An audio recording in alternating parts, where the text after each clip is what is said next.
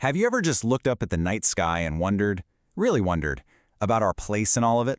Well, today, we're going to take a trip. We're starting right here at home and heading out to the farthest reaches of the universe. So, let's get going. Just look at this. This is us, our home, seen from the moon. It's a powerful reminder that even though most of us will never leave this planet, the journey of exploration is for every single one of us, and our voyage starts right now. Okay, so our first step, and it's a big one, is actually breaking free from our own planet. But you can't just point a rocket up and go. There's a boundary you have to cross and a seriously powerful force you have to overcome first. So, where does Earth actually end and space begin? It's not like a hard line, you know? Our atmosphere just gets thinner and thinner. But officially, there's a boundary called the Kármán line, about 60 miles straight up. You cross that, and congratulations, you are officially in space. This number you're looking at, 17,500 miles per hour. This is the magic number. It's what's called Earth's escape velocity. To actually break free from our planet's incredible gravitational pull, you have to hit this speed. Any slower, and gravity just yanks you right back down. And we did it. We've hit escape velocity, and we're free of Earth's gravity. Now, before we really blast off into the great unknown, let's take a quick look around our own cosmic neighborhood, the solar system. And here it is, our cosmic backyard. You can spot us, right? Earth, the third rock from the sun. We're all part of this incredible family. 8 planets, a bunch of moons, all doing this constant gravitational dance around our one and only star. Let's just pop over to our next-door neighbor, Mars. It's about half the size of Earth, and its year is almost twice as long as ours. But check out that temperature range. It can swing from a pretty pleasant 77 degrees Fahrenheit all the way down to a ridiculously cold -195. It's a totally alien world, and it's right next door. All right, I hope you're strapped in, because we are about to make a huge leap. The moment we leave our solar system behind, the distances involved become so enormous, they're almost impossible to wrap your head around. So, to get our bearings, let's start with something we kinda know, the distance to our moon. 240,000 miles. Sounds like a lot, right? A spaceship can get there in about 3 days. But trust me, on a cosmic scale, that's like taking one tiny step out your front door. Okay, now let's stretch that out. 12 years. That's not a distance. That's how long it took the Voyager spacecraft, one of the fastest things we've ever built, just to get to the edge of our own solar system. 12 years. But even that epic journey is nothing, absolutely nothing, compared to this next jump. To get to the very next star, Proxima Centauri, we have to start using a whole new kind of measurement. It's 4 light years away. To put that in perspective, our fastest jet would take over 1 million years to get there. And this is the whole shebang, our home, the Milky Way galaxy.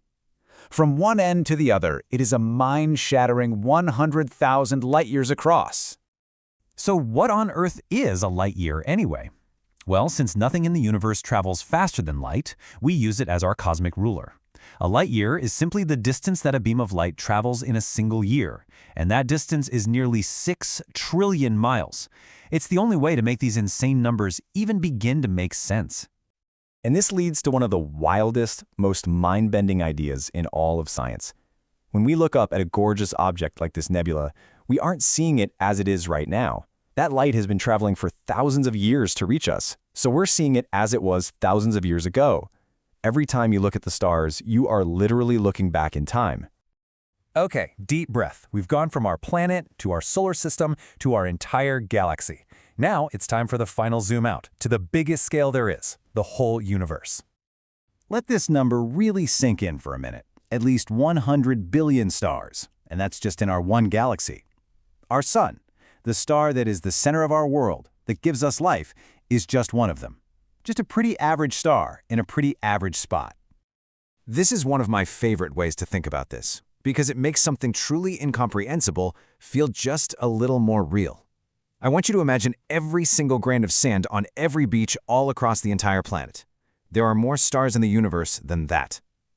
It's just wow. Okay, let's come back to Earth for a minute. After a journey like that, you've got to be asking the big question. How in the world do we know any of this stuff? I mean, it's a totally fair question, right? How can we possibly have figured this all out when we're talking about things that are trillions and trillions of miles away? For most of our history, we had no idea. It took a revolution in the way we think and the tools we use to see.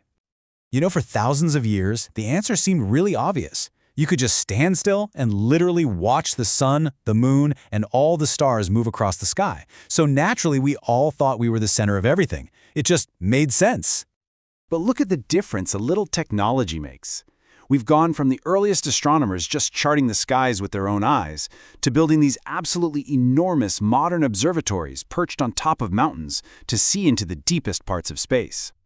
The one piece of technology that blew the doors off of everything was, of course, the telescope. Now, the early ones used lenses, kind of like giant magnifying glasses, but they were super heavy and you could only make them so big. The real game changer was the reflecting telescope. By using mirrors instead of glass to gather the light, we could suddenly build them much, much bigger and see much, much farther. And when I say bigger, I mean just look at this progression.